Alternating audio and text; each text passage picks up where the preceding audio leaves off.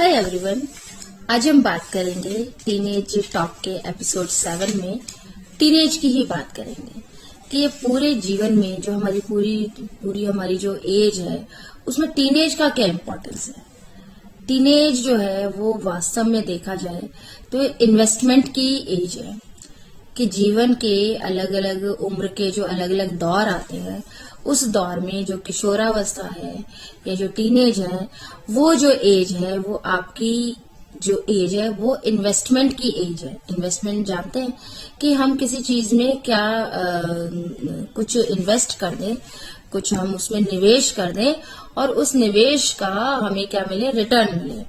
यानी कि उस निवेश का जो होता है निवेश अधिकतर पैसे के मामले में किया जाता है, तो इन्वेस्टमेंट का रिटर्न हमें ब्याज लग के ब्याज समेत या इंटरेस्ट के समेत हमें मिलता है।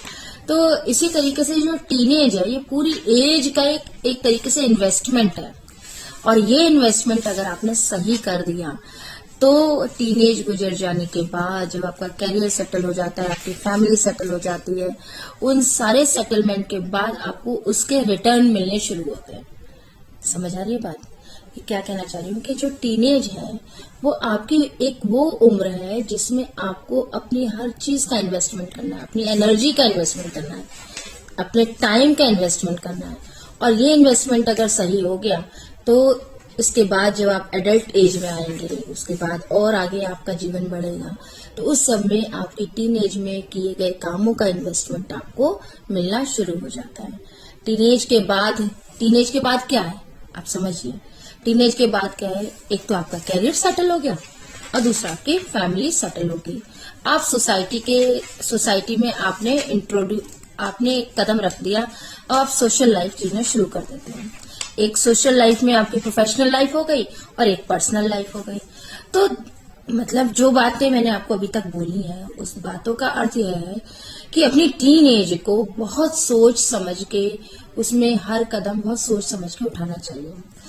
हम बच्चों को देखते हैं अपने आसपास, जितने भी बच्चे हैं जिनसे मैं मिलती हूँ, मुझे उनको देखकर क्या लगता है कि वो एक अजीब नहीं कहूंगी, एक चैलेंजिंग या चुनौतीपूर्ण ये समय है कि इसमें उनको कैरियर बनाना भी है और बहुत से बच्चों की लाइफ में जो आता है प्यार करने की भी यही उम्र है। तो अब क्या करें? तो यहाँ पर शुरुआत होती है। यहाँ पर किस बात की इम्पोर्टेंस है कि आपका सिलेक्शन क्या है, कि आप कैरियर और प्यार में किसको चुनते हैं। पहले आपकी प्रायोरिटी क्या है, आपका चुनाव क्या है। अगर आप जो चुनते हैं उसमें भरपूर दीजिए, उसमें अपना पूरा फुल दीजिए। अगर उसमें आपको सेटिस्फेक्शन मिल रहा है तो आप आगे बढ़ जाइए और अगर नहीं मिल रहा है तो फिर आपको जहां तक है यही लगेगा, जितने पेरेंट्स से बात कर लीजिए, जितने टीचर्स से बात कर लीजिए, जितने अपने पीयर ग्रुप में बच्चों को देख लीजिए, सब किस राह पर होते हैं? सब अपना कैरियर सेटल करने की राह पर होते हैं। प्यार का नंबर दूसरे नंबर पर आता है और अगर आपको लगता है ये पहले नंबर पे है तो पहले उसमें आप समय लगा सकते हैं।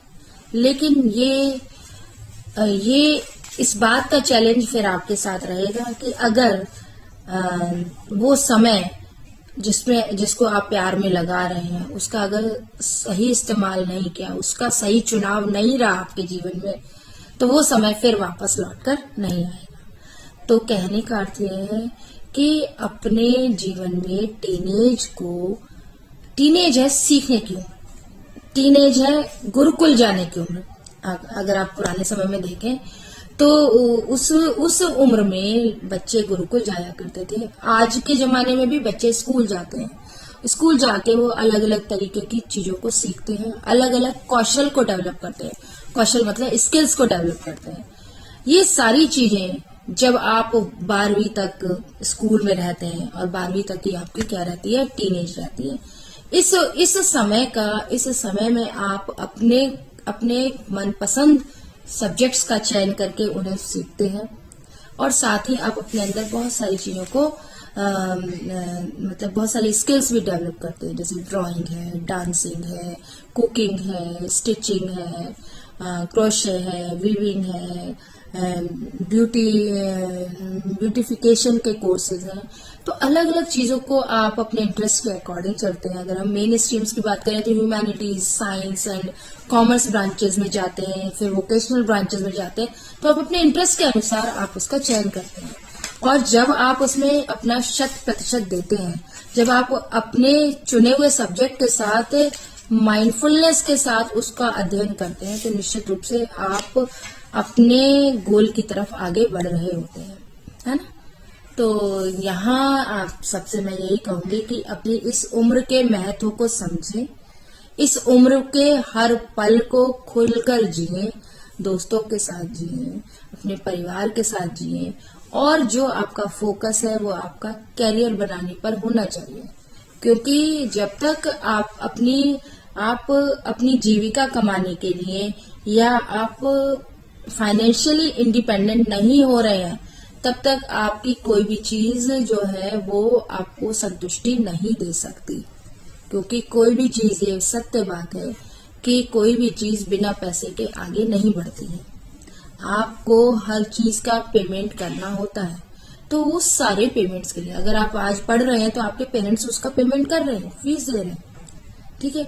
तो उससे जीवन में हर चीज पाने के लिए आपको उसका पेमेंट करना है, और पेमेंट करने के लिए आपको उस कैरियर का चुनाव करना है जिसमें आपको खुशी, काम करने के साथ साथ खुशी मिले, संतुष्टि मिले, और आप उस अपनी जो चीजें आप चाहते हैं उनको पाने के लिए आप पेमेंट करने के लायक बने, ठीक है। तो ये बात ध्यान रखें कि ये आपकी बहुत ही सबसे ज्यादा एनर्जेटिक स्टेज है। ये वो स्टेज है जो आपको चाइल्डहुड से आपको एडल्टहुड की ओर लेकर जाएगी, जहां आपको आपके लाइफ के प्राइम सेटलमेंट की ओर लेकर जाएगी। तो इस उम्र में आप अपने को बेहतर बनाएं, अपने को हर तरीके से मजबूत बनाएं और खुश रहें, ठीक है। अपने आप को फिजिकली फिट बनाएं, अपनी डाइट अच्छी रखें, अपना रेस्ट टाइम, अपने स्लीपिंग आवर्स को रेगुलराइज करें, और साथ साथ जो आपने सेलेक्ट किया है, जो आपने कैरियर सेलेक्ट किया है, उसके लिए आप आगे बढ़ें, ठीक है। तो आज के एपिसोड में हम उस चीज को समझने की कोशिश की है हमने कि टीनेज में हमें करना क्या चाहिए। टीनेज में कंफ्यूज होने की जरूरत नहीं है। टीनेज में कुछ भी अपना समय बर्बाद करने की जरूरत नहीं है।